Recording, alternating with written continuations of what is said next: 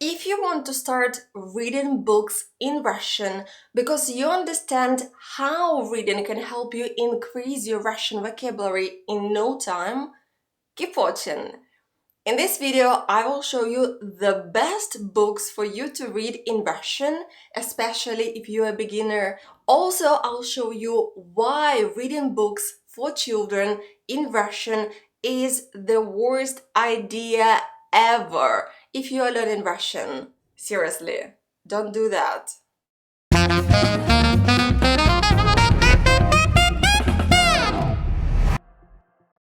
Today, we'll be talking about reading in Russian. Most of you already understand that there is no faster way to learn a foreign language than reading in that language. The main question is, how do you find the right book to read? I know if you are learning Russian, your goal is probably to read Dostoevsky in Russian, right? Or better yet, Tolstoy. War and Peace, maybe? Gee, I don't know a single Russian person who would like to read War and Peace. And yet, foreigners are crazy about this book. Oh my god, it's so long. It's so long, like really long, like this thick. And yet, they want to read it in Russian. That's crazy. Let me guess. You started reading a book in Russian, but it didn't go very well. You probably didn't finish it. Not even the first chapter. And now you are feeling guilty. Does this sound like you? A little? Say that in the comments if you started reading a book in Russian but didn't finish it. But don't feel guilty. It's not you. It's me. I mean, the book. It's not you, it's the book. You picked the wrong book and it ruined the whole experience for you. Not all books are created equal, especially if you are a beginner in Russian and especially if it's your first book. There is a common myth that when you are starting to read in a foreign language, you should start with books for kids, right? That is simply not true. Yes, children books are kind of simplified, they don't talk about serious topics, and the vocabulary is easy, but these books are weird. They use weird, twisted grammar and strange words. Let's take a typical phrase from a Russian fairy tale. Жили-были дед да баба. This is often the very first phrase in a children's book, and you will already have lots of questions. First, you probably won't understand a single word.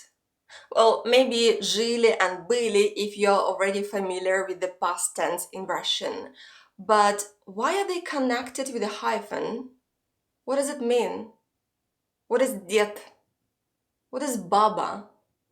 What is da? Okay, you know that da is yes in Russian, but obviously here it means something different. And nobody ever told you that da in Russian has several meanings. Do you realize how much time you waste trying to translate this? And this is just the first sentence of the book for kids. After this, you'll never want to read in Russian.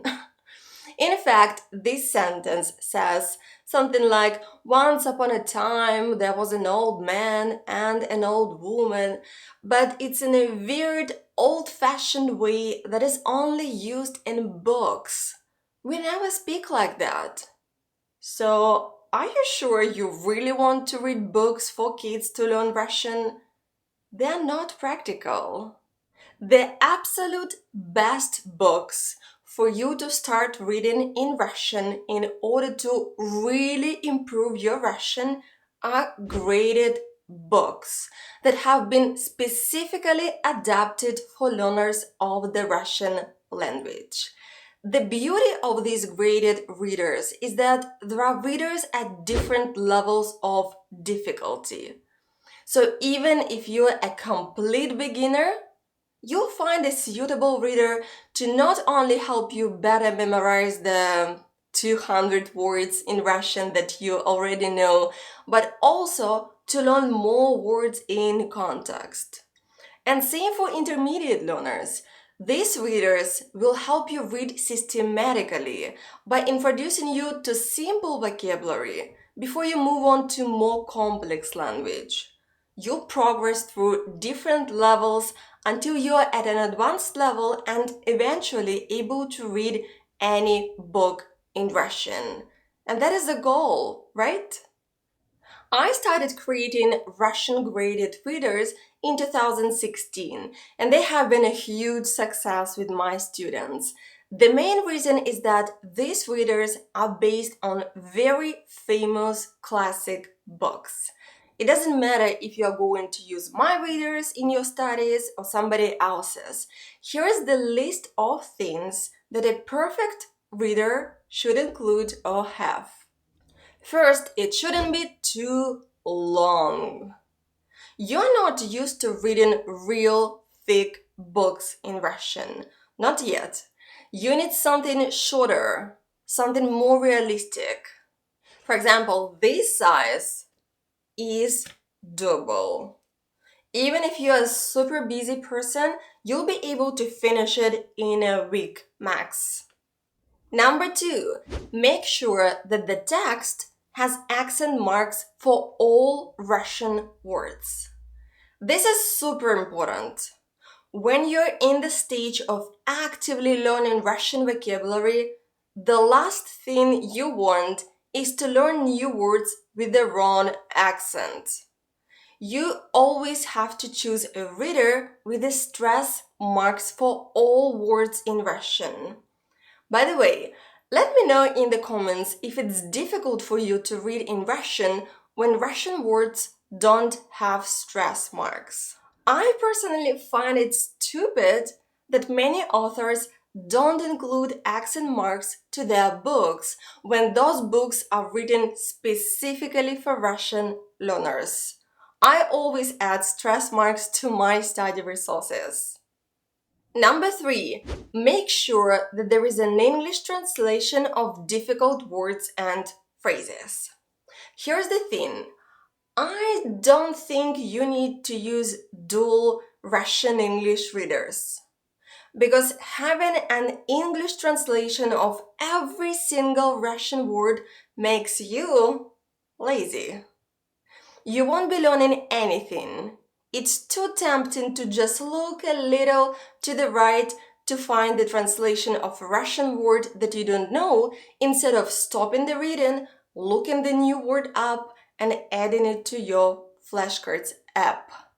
But this is the whole point of a graded reader. You read to learn new vocabulary. At the same time, if you have to stop and look up new words like every minute, that's killing the joy of reading, right? So here is how I tried to solve this problem with my own readers. I offer English translation of selected words and phrases. There won't be translation of the whole text. I don't want to make it too easy for you, but I do want to make your life a little easier.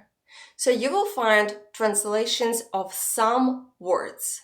So there is a paragraph of text, then a translation of difficult words and phrases from that paragraph, then another piece of text, and another list of words and phrases translated into English. The next thing that you should look for in a perfect reader is a list of comprehension questions, or maybe comprehension exercises, because sometimes you think you understand what's going on in the book, but you actually don't. So a list of questions or exercises to check your comprehension at the end of each chapter really helps. But be sure to check that there are answer keys to those questions and exercises, because I have seen readers without the answer keys, which is ridiculous. And my last point is that the perfect reader should be right for your current level of Russian. Too difficult? You'll get discouraged. Too easy? You'll get bored. And there you have it, the recipe for how to find a perfect reader for you to read in Russian. Now, the question of the day. Have you ever read a graded reader? If yes, which one? Did you like it? Let me know in the comments your stance on graded readers. Thanks for watching. Remember, together, you, me, graded readers, we will boost your Russian.